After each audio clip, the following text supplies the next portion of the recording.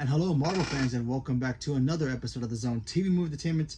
With me, your host Jonathan, once again bringing you my thoughts and review for tonight's episode of Marvel's Ironheart, episode 2. Well, they all dropped all 3 episodes all at once, but I'm doing it all solo, so I'm gonna jump and talk about episode 2. Spoiler alert if you have not caught up or started watching it yet. So, when we first saw Riri, she just got dropped out of school. She got kicked out of school because she's trying to get funding for her iron suit. She's trying to perfect it. She's trying to make it better so she can make something of herself.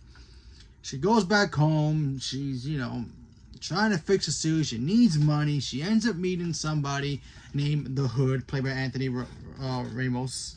Probably butchered, I apologize. And he offers her an opportunity. Hey, come work with me and my crew, and we can take down some big tech companies, and maybe you can make some money off of it. She agrees, and then she starts doing the thing. Also, while she's upgrading her suit, she kind of accidentally creates her AI program in the name of Natalie, who was her best friend, who she lost in a tragic accident alongside her father as well. And and now she has to go do this mission, shut down this big tech company's new invention. And then of course the Hood shows up. He blackmails the company owner. It's like, hey, listen, we will give you back your stuff if you sign over certain things. You'll give us some money, bonuses as well, health insurance, all that stuff, because you're a silent partner, and everything be all hunky-dory. She agrees. Riri helps them, and that's basically also pretty much the episode. We also get to meet another new character named Joe, who is like this kind of shy, lets people push him around type of dude, who's apparently has tech. He's basically a tech Toys R Us. He has all the tech that literally Riri needs to help build her suit and maintain her suit as well. While that's going on, she tries to figure out how the heck she created Natalie out of her subconsciousness. Obviously, she created it out of her subconsciousness, and you see her, downloading her consciousness into her suit, and apparently she was thinking about Natalie and what happened to her, and that's how her AI came about, and now we have Natalie, her new AI. And I really like this episode a lot. First of all, seeing her AI and Riri work together, I thought that really was awesome. It kind of reminded me of when I don't want to compare it too much, but kind of reminds me of when Jarvis teamed up with Tony. But in this case, you have Riri and Natalie. They're like close friends. They're like best friends / sisters in a way. And you see that tension. You first see the tension because she can't believe she's seeing her best friend again after what happened to her real self. And now she's trying to figure out what to do. Should she trust it? Should she, think she's gone completely crazy? And she ends up trusting it, and now they're going to be working together, which I thought was great. The crew that, Riri's working with is great too. I think the crew is all great. There's an expert with knives on the team, obviously the Hood. There's a combat specialist, which is 2 of them, I think brother and sister combo. A genius hacker, so there's that. A pyrotechnic as well, and of course, being the mechanic that Riri is, makes up 6. So that's the new team.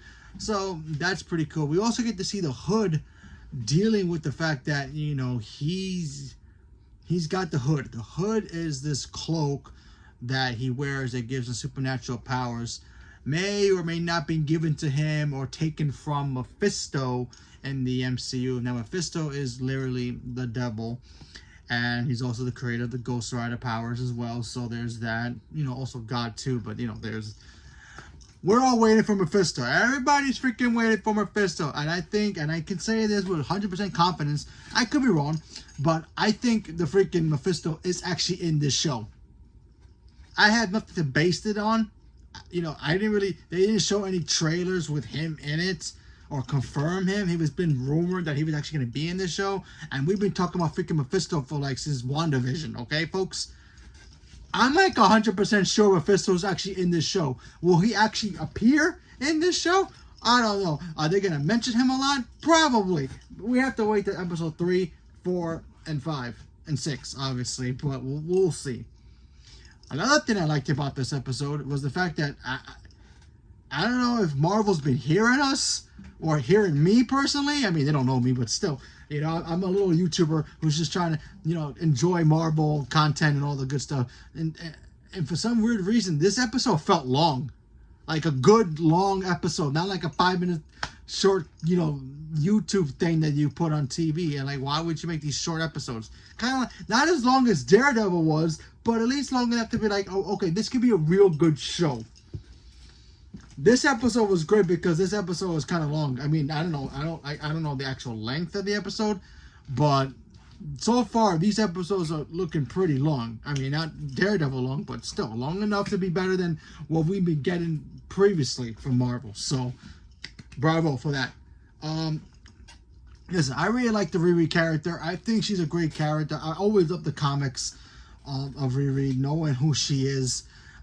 She's just an average girl who just has a big dream, and she wants to just be who she is and be better than what she can be. You know, there's a moment in the episode when Joe asks her, "Oh, why do you build iron suits?" She goes, "Because I can," because she can. You know, she's an African American girl who, you know, sometimes, you know, they tell them.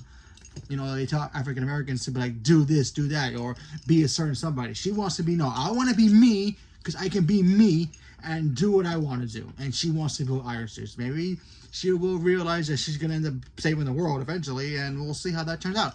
But for right now, so far, 2 for 2. I'm starting to like this show. Hopefully the 3rd episode is even better, and then the rest of the week following next week. But fingers crossed. It could go downhill from here. We don't know. But so far, I'm good with it. So, leave me a comment below. Let me know what you guys thought about this episode. Are you guys looking forward to continuing watching this? Not watching it all? You haven't even started it? Sounds interesting from what I'm telling you? Leave me a comment below. Let me know. Stay tuned for more. Thank you very much, and have a good night.